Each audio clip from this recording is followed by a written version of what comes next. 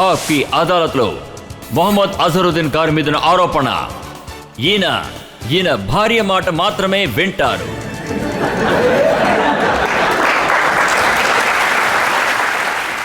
అజర్ గారు, మురాదాబాద్ ప్రజలకి మీరు మాటిచ్చారు. అదేంటంటే మీరు బిజిలీ ఇస్తానన్నారు. కానీ వాళ్ళు ఏమనుకున్నారంటే మీ వైఫ్ పేరు బిజిలీనే కదా. ఇప్పుడు నేను ఏం చెప్పాలి? అయితే విషయం ఏంటంటే తను కూడా నాతో క్యాంపెయినింగ్ చేసింది. అలా నా గెలుపు కోసం తను కూడా నాకు సహాయం చేసింది. తనకి కూడా నా గెలుపులో వాటా ఉంది. తను కూడా ప్రామిస్ చేసింది. అయితే తను ఎక్కడికి వెళ్ళినా ఒక మెరుపులాగా వెళ్లేది. మెరుపు వస్తే బిజిలీ కూడా ఉంటుందిగా.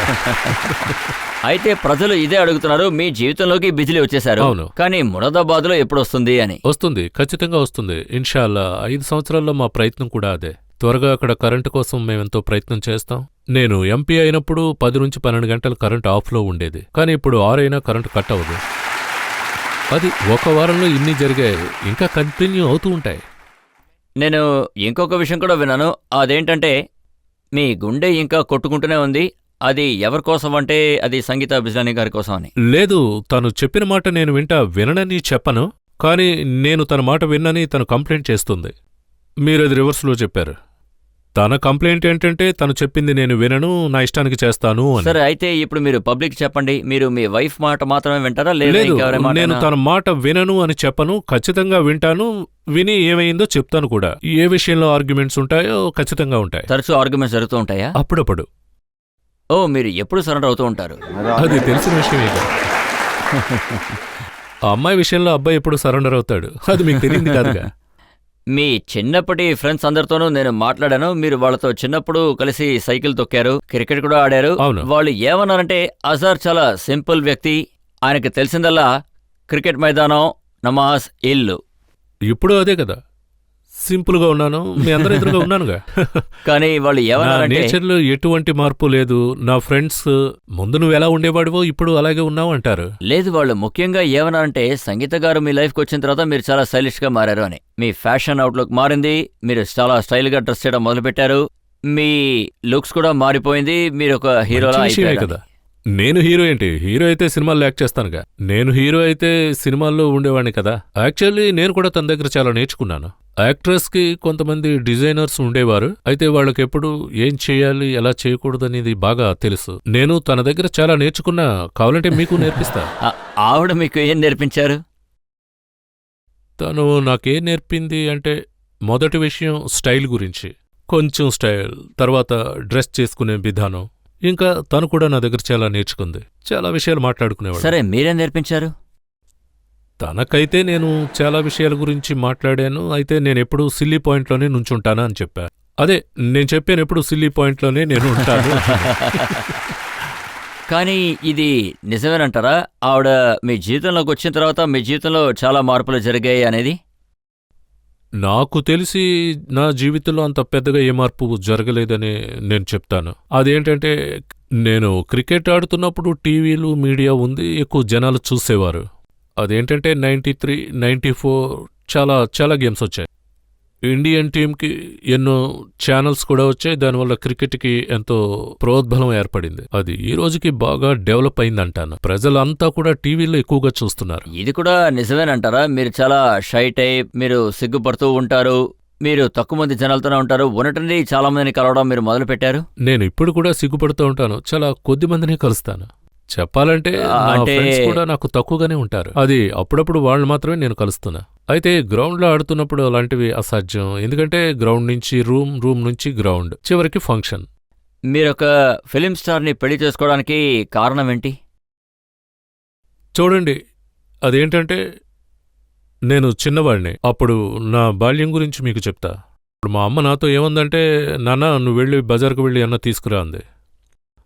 సరే నేను వెళతానమ్మా, బజార్కు వెళ్ళి ఏమన్నా తెస్తాను అని చెప్పా. అప్పుడు మాతో మా తాతగారున్నారు. అయితే సినిమాలేవీ చూడకూడదు, వాటికి ఎలవ్ లేదు. ఆ టైంలో గ్రామంలో షోలే సినిమా వచ్చింది. ఒకచోట ఒక డైలాగ్ వినిపించింది, ఆగి వినాలనిపించింది నాకు. అయితే అమ్మ పనివాళ్లను పంపి ఇంతసేపు ఎక్కడున్నారో వెళ్ళి చూడు అంది. నాకసలు ఏమీ తెలియలేదు. అంటే నా ముందు నుంచే ఆ పనివాడు దాటి వెళ్ళాడు, నాకు ఏం తెలియలేదు. అయితే తను ఎందుకొచ్చాడనేది ఆలోచించలేదు అసలు. ఆ తర్వాత ఇంటికి వెళ్ళినప్పుడు నాకు నా పని అయిపోయింది. అయితే మనం ఎందుకు థియేటర్కి వెళ్ళి సినిమా చూడాలి, తనే ఇంటికి వచ్చింది. చూడండి, మీరు సినిమాకి వెళ్ళారని మీ అమ్మగారు మిమ్మల్ని కొట్టారు, కానీ సినిమాలో చేసేవాళ్ళని మీరు ఇంటికి కోడలుగా తీసుకొచ్చారు. అలా అనే చెప్పచ్చు. ఇది మంచి విషయమే కదా. తర్వాత నేను సంగీత గారి ఇంటర్వ్యూ ఒకటి చదివాను. అందులో ఆవిడ ఏమన్నారంటే, ఫస్ట్ టైం మీరిద్దరు కలిసింది ఒక యాడ్ ఫిలింలోట, అది మీరిద్దరు కలిసి చేశారు. అప్పుడు మీ ఇద్దరి మధ్య ఫ్రెండ్షిప్ గానీ లేదా ఇంకేదైనా లేదా? ఆ సమయంలో నేను చాలా యంగ్గా ఉండేవాడిని, ఇంకా సిగ్గుపడుతూ ఉండేవాడిని. అదే మీరు చెప్పారు కదా. కానీ ఆవిడేమన్నారంటే, నెమ్మదిగా కొంచెం కొంచెంగా మీ గురించి న్యూస్ పేపర్లో రావడం మొదలైంది. ఆసారికి సంగీత గారితో రొమాన్స్ మొదలైంది. అందువల్ల మీ రొమాన్స్ అయినా స్టార్ట్ అయిందా? మీరు చెప్పింది నిజమే. ఆ టైంలో మీడియా నాకు చాలా హెల్ప్ చేసిందంట. సో మీరు ఏమంటున్నారంటే, ఆల్రెడీ మీకు మనసులో ఉంది, కానీ మీడియా ఆ విషయాన్ని అవును, బయటికి వాళ్ళే తీసుకొచ్చింది ప్రారంభించారు. అంటారు. ప్రజలు ఎవరైనా ఏదైనా అడగాలనుకుంటే అడగచ్చు. మీరు అడగండి. అజర్ సార్, మీరు సంగీత వాళ్ళని లవ్ చేసేటప్పుడు, అదేంటంటే ప్రేమిస్తున్నప్పుడు, స్పోర్ట్స్లో ఎక్కువగా మీరు ఇంట్రెస్ట్ చూపించలేదు. ఖచ్చితంగా లేదు. ఒకసారి మీరు నా రికార్డ్స్ తిప్పి చూడండి. మంచి స్ట్రాటజీ ఉంటుంది, అది చూస్తే మీకే తెలుస్తుంది. ఆ టైంలో ఎంత స్కోర్ చేశాను, ఎన్ని హండ్రెడ్స్ చేశాను. ఆ తర్వాత క్యాప్టెన్సీ 96లో నన్ను డ్రాప్ చేశారు. ఆ తర్వాత 97లో మళ్ళీ నన్ను ఎంపిక చేశారు. అప్పుడు నేను 8 నుంచి 9 టోర్నమెంట్లు గెలిచాను. అయితే నా వరకు నేనైతే వరల్డ్ కప్ గెలవలేదు. అదొక్కటే నాకు కోరికగా మిగిలిపోయింది. మీరు మా మనసులు కూడా అది కాదు, ఒక ఆయన ప్రత్యేకంగా నా దగ్గర ఏమన్నారంటే, ఏ అజరుద్దీన్ అయితే 156 క్యాచ్లు పట్టుకుని ప్రపంచ రికార్డు తయారు చేశారో, ఆ అజరుద్దీన్ ని సంగీత గారు క్యాచ్ చేశారట. నిజమే. రీసెర్చ్ చేసినప్పుడు నాకు ఇది కూడా తెలిసింది, మీకు ఓల్డ్ ఫిలిం సాంగ్స్ అంటే ఇష్టం, అందులోనూ ముఖ్యంగా సాడ్ సాంగ్స్ అంటే ఇష్టం. అవును, నిజమే. ఇదివరకటి పాటల్లో ఎంతో మీనింగ్ ఉండేది, కానీ ఇప్పటి పాటల్లో ఆ మీనింగ్ అనేది లేదు.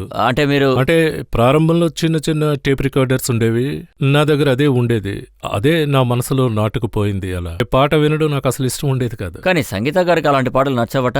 అవును, ఇష్టం ఉండదు. అందుకే ఆ పాటని నేను కూడా వినదలుచుకోలేదు.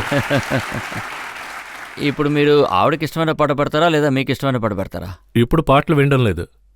రాజకీయాల్లో ఉండడం వల్ల కుదరడం లేదు. ఇప్పుడు నా మైండ్లో ఉన్నది ఒకటే, ప్రజలకు ఏదైనా సేవ చెయ్యాలి అని. అదొక్కటే నాలో ఉంది. నేను ఎక్కువగా ఆలోచించేది దాని గురించే. మీరు ఎన్నో కష్టాల్ని ఎదుర్కొని జీవితంలో ముందుకొచ్చారు. ఒకనొక కాలంలో మీరు బ్యాంకులో పనిచేశారు, మీ జీతం 800. అప్పుడు మీకు చాలా మంది ఫ్రెండ్స్ ఉండేవారు, మీరు క్రికెట్ కూడా ఆడేవారు, వాళ్ళతో కలిసి సైకిల్ కూడా తొక్కారు. ఇప్పుడు అలాంటి వాళ్ళని మీరు కలవడం అనేది జరుగుతోందా చెప్పండి? అవును, చాలా మంది ఫ్రెండ్స్ ఉన్నారు. ఎప్పుడన్నా నేను హైదరాబాద్ వెళ్తే వాళ్ళని కలుస్తూ ఉంటాను. అయితే కొంతమంది విదేశాలకు వెళ్ళిపోయారు, కొంతమంది అయితే ఇక్కడే పని చేసుకుంటూ ఉంటారు. సో వాళ్ళని కలవడం నాకెంతో ఇష్టం.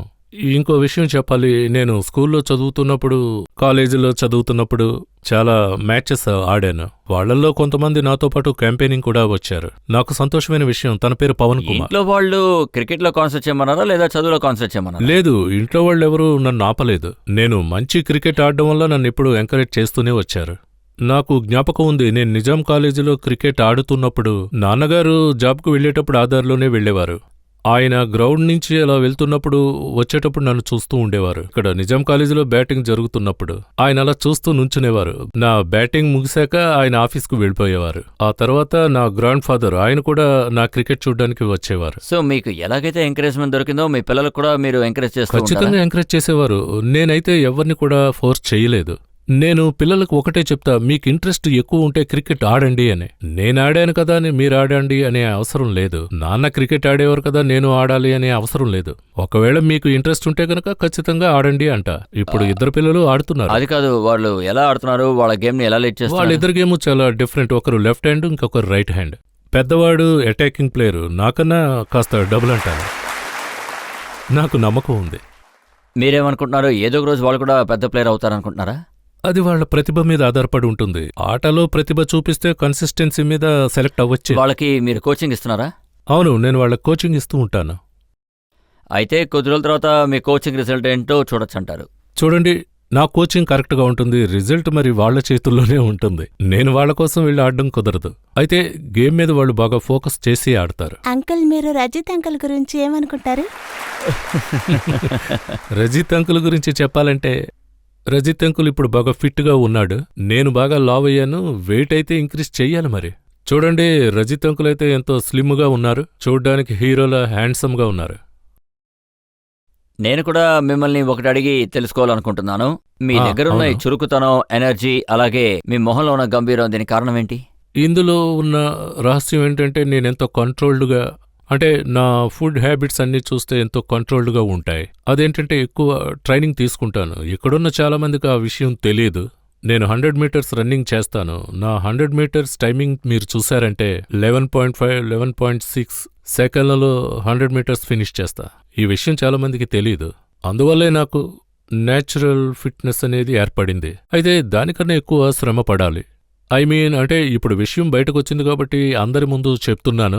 అదేంటంటే ఇప్పటి వరకు నాకు కాలు నొప్పి, చెయ్యి నొప్పి, భుజం నొప్పి ఇలాంటివేవీ రాలేదు. చెప్పాలంటే అప్పుడప్పుడు కొంచెం బ్యాక్ పెయిన్ వస్తూ ఉంటుంది. అయితే దీనికి కారణం ఏంటంటే స్టార్టింగ్ నుంచే నేను ట్రైనింగ్ తీసుకున్నాను. అయితే జనాలు ఏం చెప్తారంటే స్టార్టింగ్లో నేను 10-15 రోజులు ట్రైనింగ్ తీసుకున్నాను అని వదిలేస్తారు. అంటే ఫిట్నెస్ అనేది ఒక లైఫ్ టైం హ్యాబిట్.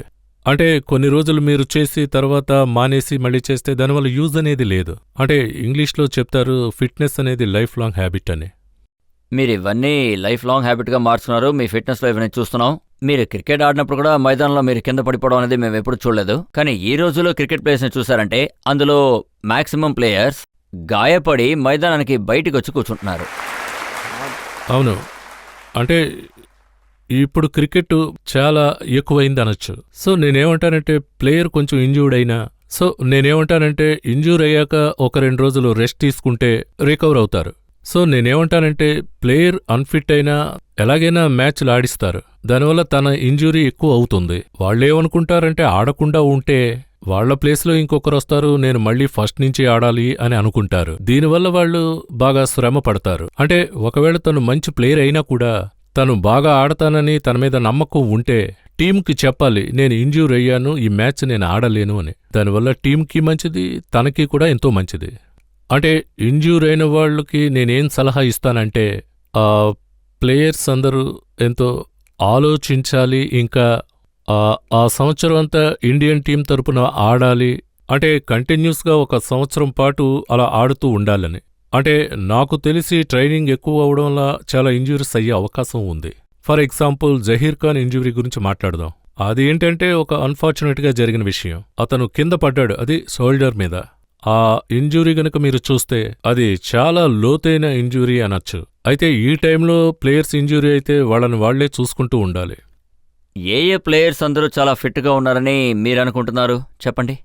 అది నాకు తెలిసి ఒక ప్లేయర్ ఉన్నాడు, అతను గస్లోగి, చాలా ఫిట్ అయిన ప్లేయర్. ఇంకా డేవ్ రిచర్డ్ కూడా చాలా ఫిట్గా ఉంటాడు. ఇంకా కపిల్ అన్నయ్యను చూస్తే అందరికన్నా చాలా ఫిట్టెస్ట్ ప్లేయర్. నాకు తెలిసి ఆయన చాలా ఫిట్గా ఉంటారు. అంటే 94లో మ్యాచ్ ఆడుతున్నప్పుడు, అంటే ఇద్దరు రన్నింగ్ చేస్తున్నప్పుడు ఈక్వల్గా ఆయన రన్నింగ్ కూడా చాలా బాగుంటుంది. ఎంతో ఈక్వల్గా ఉంటారు, ఎంతో ఫిట్గా ఉంటారు.